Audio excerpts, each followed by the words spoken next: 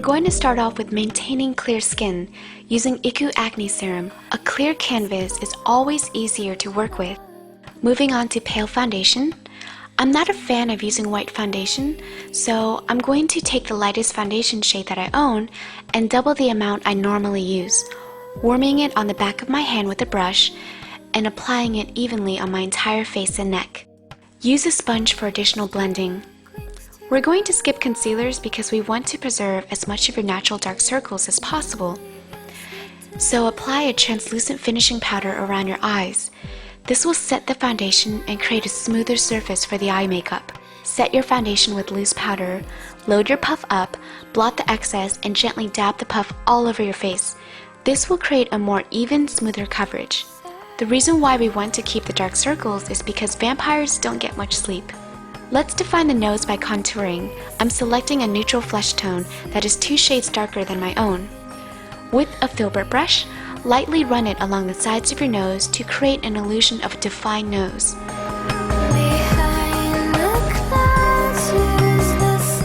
Start blending out the harsh edges. You want this to look as natural as possible.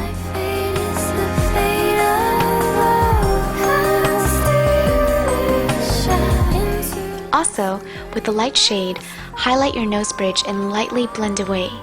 Start redefining your brows. I'm going to use a gray color as a base first, and filling it in with a brush. Then, taking an eyebrow pencil, finish defining it by filling in the brows.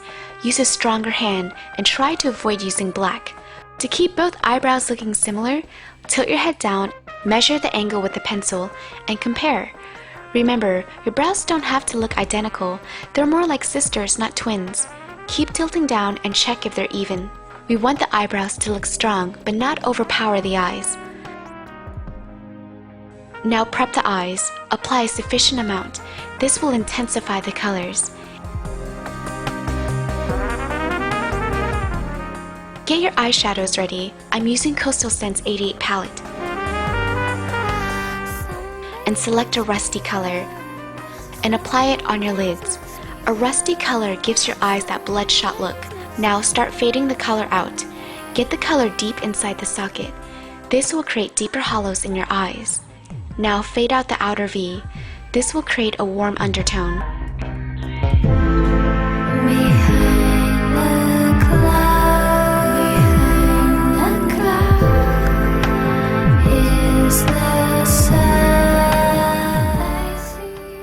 Apply the same rusty color on the lower lash line. You're almost creating dark circles when you're doing this. Take a dark brown shade and apply it along the outer V. The deep brown will darken the rust without losing the rich colors. Start blending the dark brown. Dig deep into the hollows. This accentuates the depth of your eyes. Fade out the rich brown.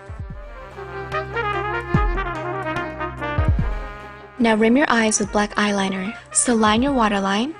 And don't worry if it gets messy because we're going to smudge it later. Line the inner top part of your lid. You want to darken your eyes. A tip I always stress on is to never stretch your eyes when you apply your eyeliner. It may seem easier to apply it this way, but you're damaging your lids.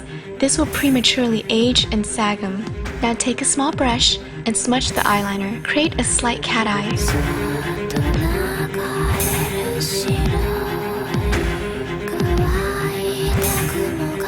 Don't be scared to over-smudge. We want those raccoon eyes.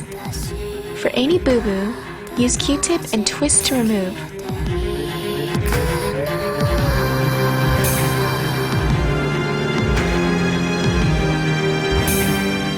Take that fluffy brush and diffuse the black eyeliner with it. This is like Gaussian blurring your eyeshadow. Use your black eyeshadow. Apply it directly on the outer V. This will deepen the look.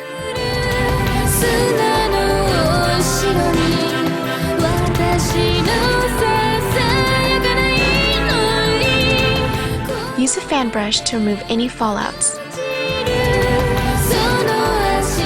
Curl your lashes. This mascara looks so fancy, I can imagine a vampire using it.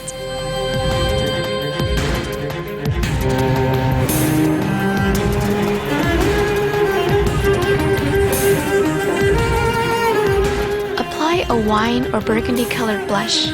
All products and links are listed on the sidebar. Use your stippling brush or blush brush and apply it right along the hollows of your cheeks.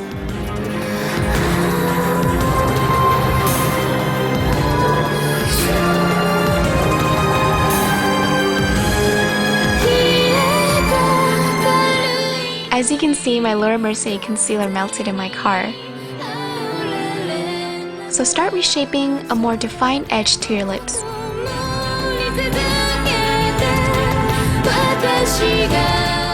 Create a strong cupid's bow. Remember, you want to take your time on this part. It's very easy to mess up. Blend the concealer into your foundation and really emphasize on the edge. Use a sponge if necessary. Apply the translucent loose powder. This will set the concealer.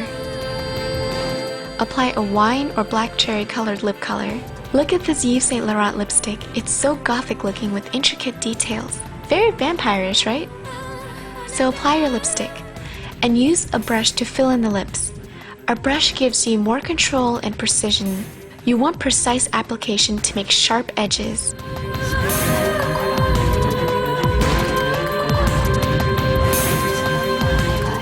This isn't necessary, but finish off with lip gloss. Lancome's lip gloss has a teardrop-shaped brush for a precise application. So start at your cupid's bow and follow the edge. Powder to finish. If desired, wear fangs. You can buy this at any Halloween store. It fits perfectly over any tooth.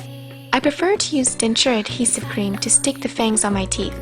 So fill up the fang with the cream. You don't need too much.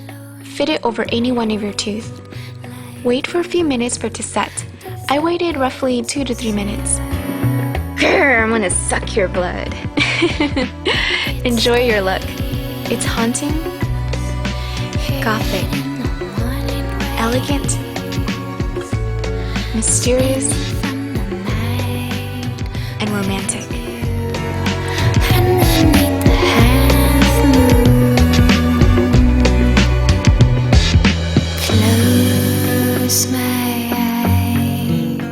Good luck and happy Halloween.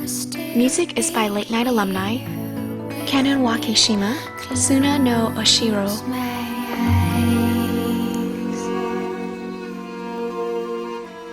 The sunrise comes too soon.